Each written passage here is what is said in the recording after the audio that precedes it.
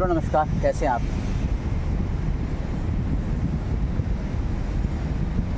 मन में एक छोटा सा विचार उत्पन्न हुआ है। हमारी भावनाएं जो हमारी भावना होती है उसकी क्या कीमत होती है, उसमें कितनी शक्ति होती है, उन भावनाओं में कितना ऊर्जा भरी रहती है, ताकि आप अगले व्यक्ति की भावनाओं को पहचान सकें और आपकी भावनाओं को पहचानते हुए अमुक व्यक्ति या अगला व्यक्ति आपके साथ उस प्रकार से व्यवहार करता है, संबंध बनाता है। एक इतना ही बड़ी गूढ़ रहस्य है।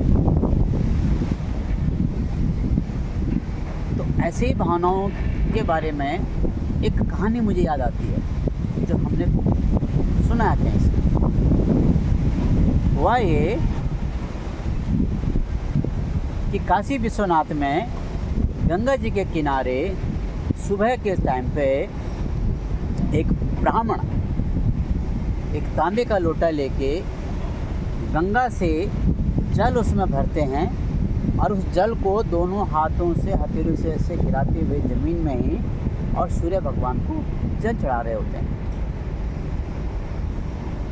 और मंत्र पढ़ रहे होते हैं। इसी दौरान एक व्यक्ति वहाँ से गुजरता है और टकटकी लगा के देखता है कि ये जो ब्राह्मण है, ये जो व्यक्ति है, ये क्या कर रहा है। उसको जानने की बड़ी इच्छा हुई तो उसने बिना विलंब किए हुए ब्राह्मण को टोक दिया और पूछ दिया कि आप ये क्या कर रहे हैं। तो ब्राह्मण तो बड़े सज्जन थे, वो तो नित्य कर्म करते थे, उनका तो रोज़ का ये कार्य था कि सुबह उठ के भगवान सूर्य को जल चढ़ाना। तो उन्होंने उसी अंदाज में बोला कि प्रभु, सूर्य भगवान को जल चढ़ा रहा हूँ, उनकी पूजा कर रहा हूँ। जो व्यक्ति था उसने बुद्धि से काम लिया, विवेक से नहीं। उसने बोला तुम मूर्ख हो, ये चुल्लू भर पानी आप सूर्य को चढ़ा रहे हो। आपको पता है सूर्य इस धरती से लाखों किलोमीटर दूर है, क्या ये जल उन तक पहुंच सकता है? ये तो भाई असंभव है। तो आप असंभव कार्य को संभव क्यों बोल रहे हैं? आप ये गलत कर रहे हैं, आप गलत संदेश दे रहे हैं समाज में। ऐसा नहीं हो सकता। तो ब्राह्मण था, चतुर चालाक, बुद्धि और विवेक का भंडार। तो उन्होंने बड़े सादगी से बोला कोई नहीं, आप रहने दीजिए, आप जाइए, मुझे अपना काम करने दीजिए। लेकिन जो जिद्दी, उसने फिर टोका। तो ब्राह्मण ने पहले तो जाने अनजाने में किसी के लिए अपशब्द बोलते नहीं हैं और बोला भी नहीं होगा, लेकिन उन्होंने उस व्यक्ति के लिए कुछ अपशब्द बोल दिए और वो जो अपशब्द हैं उनके दिल को तीर की तरह चुभे। और वो आग वो बोला हुआ कि बोलता है आपने मुझे गाली दी, आपने मुझे अशब्द कहे, आप ऐसे कैसे कर सकते हैं। तो ब्राह्मण ने पूछा बड़े सादगी से, मैंने आपको गाली दी, वो आपके पास पहुंच गई? बोला पहुंची है तभी तो दिल में चोट लगी है। बोला वो कैसे पहुंची? कहते तुमने बोला और शब्द मेरे दिल में लगे हैं, तो उसका मैं प्रतिरोध कर रहा हूँ। तो बोला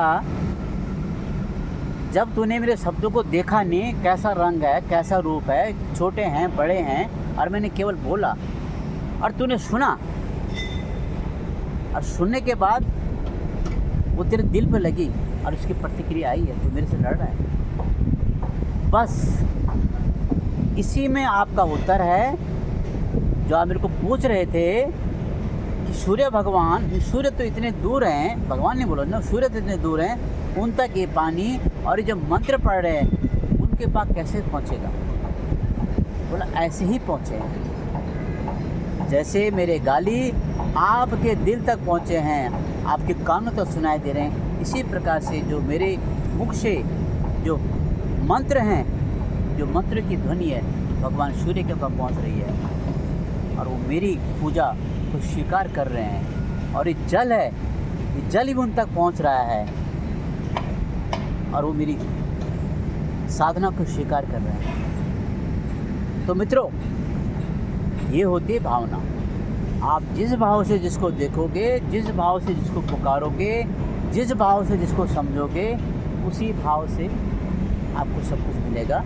और आपकी भावनाओं की जो गूंज है, आपकी भावनाओं की जो आहट है, अगले व्यक्ति को पता चल जाता है। ये कुछ उस परम पिता परमेश्वर ने शरीर की रचना ऐसे कर रखी है, उसने ऐसे तंतु और तार और ये सब जोड़ रखे हैं कि आप जाने अनजाने में दूसरे से संबंध रखते हैं, दूसरे से संबंध विच्छेद रखते हैं, आप दूसरे के साथ मित्रता करते हैं और दूसरे के साथ आप दुश्मनी पैदा करते हैं। ये सब भावनाओं का खेल है। इसीलिए हर किसी की भावनाओं की ज़रूर आदर सम्मान कीजिए। आज के लिए बस इतना ही, कल फिर मिलूंगा। मित्रों, आप बताइए ये सीख आपको कैसी लगी?